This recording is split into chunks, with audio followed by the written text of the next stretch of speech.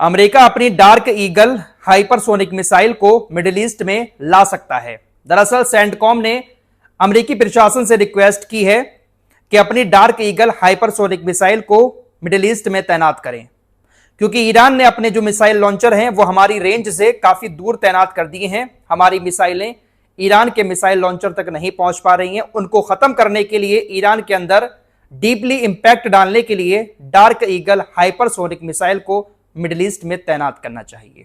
दरअसल अमेरिका और ईरान के बीच इस वक्त सीज फायर है, लड़ाई नहीं हो रही है, लेकिन दोनों देश अपने हथियारों के भंडार को कहीं ना कहीं भरने की कोशिश कर रहे हैं। मिडिल ईस्ट के अंदर जो अमेरिका की सेंट्रल कमांड है उसने व्हाइट हाउस और पेंटागन से इस बात की रिक्वेस्ट की है।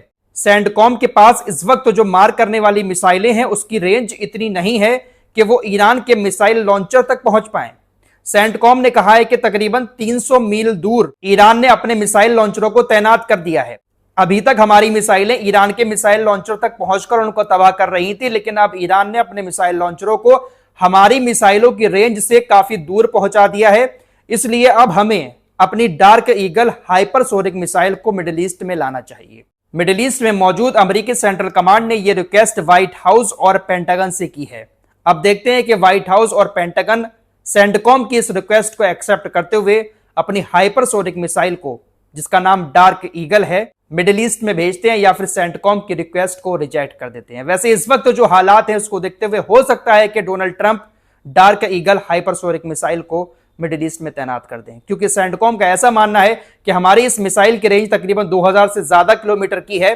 बाकी जो मिसाइलें हैं उनकी रेंज इतनी नहीं है कि वो ईरान के अंदर घुसकर डीपली इंपैक्ट ईरान को पहुंचा सके, इसलिए हाइपरसोनिक मिसाइल की जरूरत है। तो इधर अमेरिका सीज फायर के दौरान अपने हथियारों के भंडार को मजबूत करने की कोशिश कर रहा है, तो वहीं ईरान की तरफ से भी अपने हथियारों के भंडार को ठीक करने की कोशिश की जा रही है और धमकियां ईरान की तरफ से भी बड़ी बड़ी दी जा रही हैं। आज सुबह की वीडियो में आपको बता चुका हूं कि डोनाल्ड ट्रंप ने ईरान की सभी बातों को खारिज कर दिया। ईरान ने ट्रंप से कहा था कि हम स्ट्रेट ऑफ हॉर्मुज को खोल रहे हैं, आप अपनी नाकेबंदी हटा दो, परमाणु मामले को लेकर बातचीत बाद में करेंगे।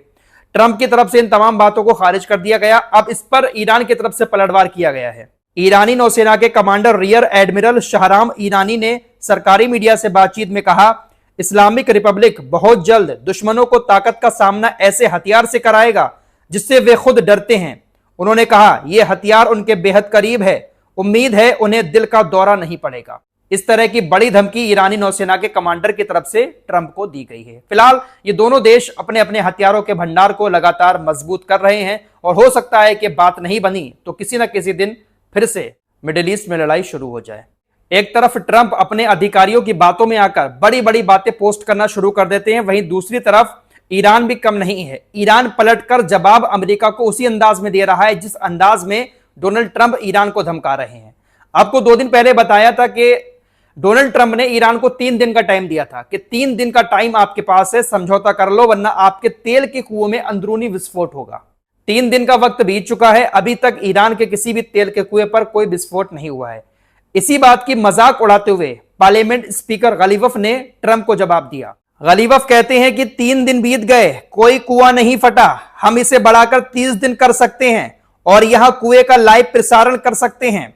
इस तरह की बेकार सलाह अमेरिकी प्रशासन को वेसेंट जैसे लोगों से मिलती है जो नाकाबंदी के सिद्धांत को बढ़ावा देते हैं और तेल की कीमत को $120 से ऊपर तक ले गए हैं। अगला पड़ाव $140, मुद्दा सिद्धांत नहीं मानसिकता है। डोनाल्ड ट्रंप के 3 दिन में कुएं में विस्फोट करने की धमकी का इस तरह से गलीवफ ने मजाक उड़ाया है। दोस्तों, ईरान को लेकर एक बार फिर यूनाइटेड नेशंस ह्यूमन राइट ने एक रिपोर्ट पेश की है जिसमें यह बताया गया है कि ईरान ने इस साल तकरीबन 4000 से ज्यादा लोगों को गिरफ्तार किया और 21 लोगों को लटका दिया। ये 4000 से ज्यादा जो गिरफ्तारियां ईरान ने की हैं ये 28 फरवरी से अब तक की हैं। 21 लोगों को लटका दिया है। जिन लोगों को ईरान ने फांसी पर लटकाया है उनमें से तकरीबन 9 लोग ऐसे थे जो जनवरी में ईरान के अंदर प्रोटेस्ट हुआ था उससे जुड़े हुए थे, उनके ऊपर कुछ आरोप लगे, उनको हटा दिया गया। 10 लोग ऐसे थे जिन्होंने विपक्षी दल की मेंबरशिप ले ली, सदस्यता ले ली, उसके शक में, उसके आरोप में उनको लटका दिया गया। 2 लोग ऐसे थे जो जासूसी कर रहे थे, उनको भी खत्म कर दिया।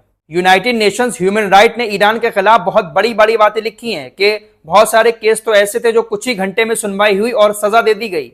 बच्चों को लेकर भी कहा गया है कि बच्चों की भी गिरफ्तारियां की गई हैं।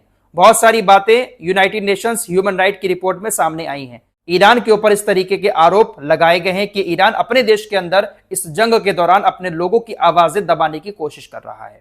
ईरान को लेकर तो यूनाइटेड नेशंस ह्यूमन राइट की रिपोर्ट आ जाती है, लेकिन इजराइल को लेकर शायद ही कभी आती हो। इजराइल तो यूनाइटेड नेशंस की हर संस्था को उल्टा सीधा बोलता है। अभी 2 दिन पहले ही नेतन्याहू ने इंटरनेशनल क्रिमिनल कोर्ट को कितनी गालियां बकी हैं, कितना उल्टा सीधा बोला है, भ्रष्ट संगठन बोला है और ना जाने क्या क्या बातें बोली हैं। किसी के मजाल कि नेतन्याहू से कोई कुछ कह सके। 3-4 दिन पहले मैंने आपसे कहा था ना कि जितनी भी संस्थाएं हैं ये कहीं ना कहीं अमेरिका और इजराइल को टॉप पर ही दिखाती हैं।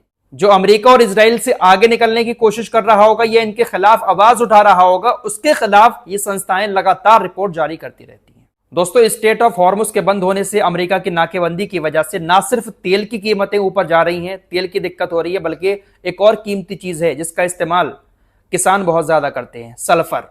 समुद्री रास्ते से सल्फर का जो लेन देन किया जाता है उसमें से 40 से 45% सल्फर मिडिल ईस्ट के रास्ते से आती है, मिडिल ईस्ट के समुद्री रास्ते से, और यह रास्ता बंद है जिसकी वजह से उस रूट से सल्फर भी ज्यादा नहीं आ पा रही है। और भी बहुत सारी जरूरी चीजें जो खेतों में डाली जाती हैं, यूरिया जिसको कहते हैं, वो भी मिडिल ईस्ट से ही आती है। उसकी भी कीमतें बढ़ सकती हैं, उसकी भी कमी हो सकती है, जिसकी वजह से दुनिया भर के देशों के किसानों को दिक्कत का सामना करना पड़ सकता है। वैसे भारत में तेल की बात करें तो तेल की कीमतों में किसी तरह का कोई अभी तक उछाल नहीं आया है। कल महीने की 1 तारीख है, 1 मई है। महीने की पहली तारीख को कई सारे फेरबदल होते हैं, गैस के दाम भी ऊपर नीचे होते हैं, पेट्रोल डीजल के दामों में भी थोड़ा बहुत फर्क आता है। कई सारी चीजें ऐसी चल रही हैं कि 1 मई से पेट्रोल डीजल बहुत महंगा हो जाएगा। ऐसा कुछ नहीं है दोस्तों, तमाम सरकारी पेट्रोलियम कंपनियों की तरफ से कहा गया है कि आप काम रहें, सुकून से रहें। भारत के अंदर तेल की किसी भी तरह की कोई दिक्कत नहीं है और ना ही दाम बढ़ाए जा रहे हैं। भारत के पास बहुत तेल है, आप लोग सभी सुकून से रहें और ऑफिशियली जो स्टेटमेंट है कंपनियों का उसी को आप लोग ध्यान में रखें। फिलहाल इस रिपोर्ट में इतना ही, कुछ और खबरों के साथ फिर हाजिर होऊंगा। अपना ख्याल रखिएगा। अल्लाह हाफिज।